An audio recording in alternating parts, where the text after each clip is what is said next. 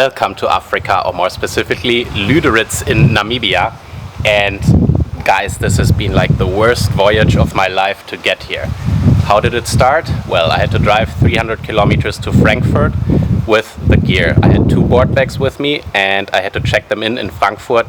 To get them to Namibia, I had a direct flight to Windhoek. All that went very well. I got like a good parking spot. The people from the parking spot drove me all the way to the airport, and I just had like 50 meters to the check-in with the bags.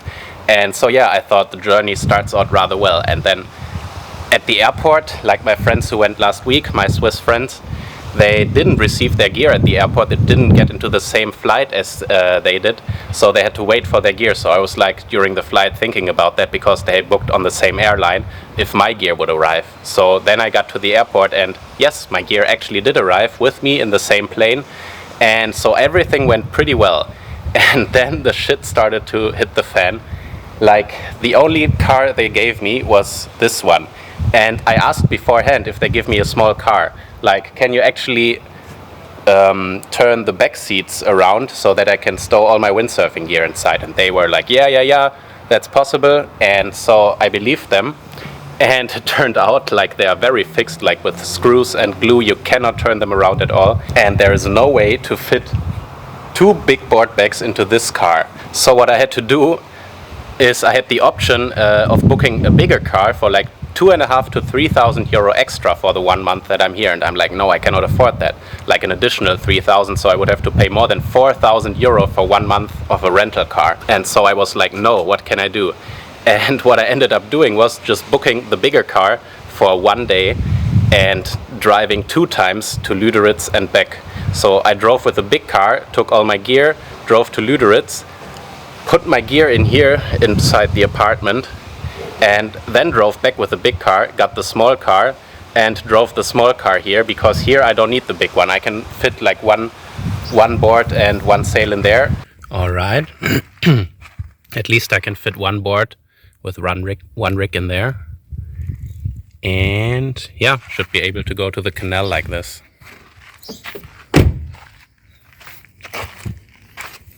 Because back here you cannot turn this around, which is really stupid.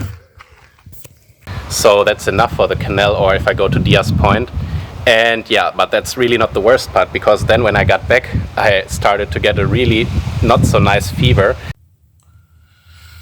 Alright, I made it back last night around, like 11 at night to Lüderitz, and then over the night I got some fever. Like, my fever is up to like 38, 39 degrees now.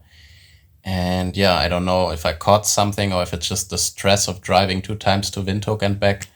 But yeah, I certainly cannot go out today on the water like my plan was, because the wind is actually really nice today. So I'm just gonna stay in bed, and yeah, this trip really hasn't been the best start so far with all this driving and now being sick. But hopefully I'll be well enough soon again and can go out on the water, do some sessions, actually check out the canal and Diaz Point, which I want to check out, the open ocean spot. But I'm just going to go back to sleep, which I've pretty much done all morning, and hope I recover over the next days. See you soon. And all the while it was windy all day long and I couldn't go windsurfing. And so yeah, that was like 3 or 4 days of wasted time, wasted energy. Now I'm slowly feeling better. And we're gonna go check out the first windsurfing spot today, not the canal. Maybe we're gonna check it out, but I'm not gonna go windsurfing at the canal today, because it's just starting to open today and my slot is actually not until next week. So we're gonna go to Diaz Point and I'm gonna take you along. Let's get into the car.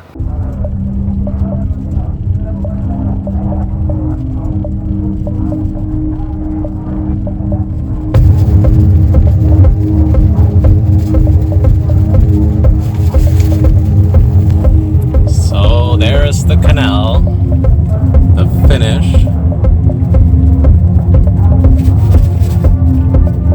Yeah, they're still working right there.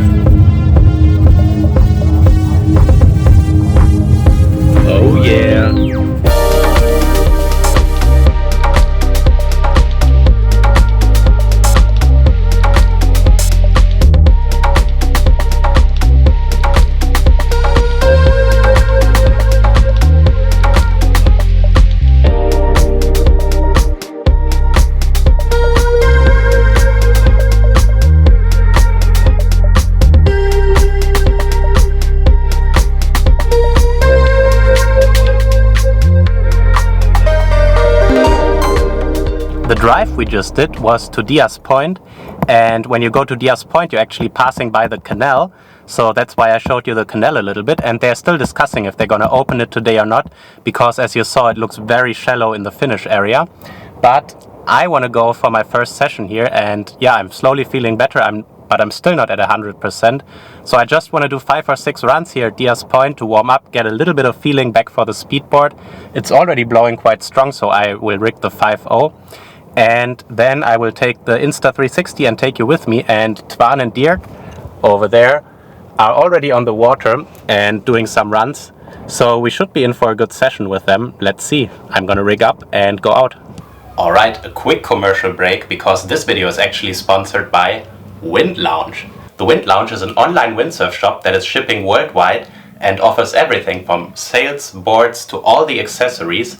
And the special thing about the Wind Lounge is its focus on customer service, because for every brand the Wind Lounge has in the shop, they have their own expert. So whether you're interested in the one brand or the other one, you can always find someone to talk to and give you the best advice about the products, which is unique in the industry. And I myself am actually the expert for 0.7 and AV boards in the Wind Lounge. So if you have any questions about that, you can get in contact with me directly at nils@windlounge.de. And you can also check out the website. The link is in the video description below, so check it out. And yeah, I'm happy they're sponsoring this video and this trip, because this trip wouldn't be possible at all without my supporters. So thanks a lot, guys, and now back to the video.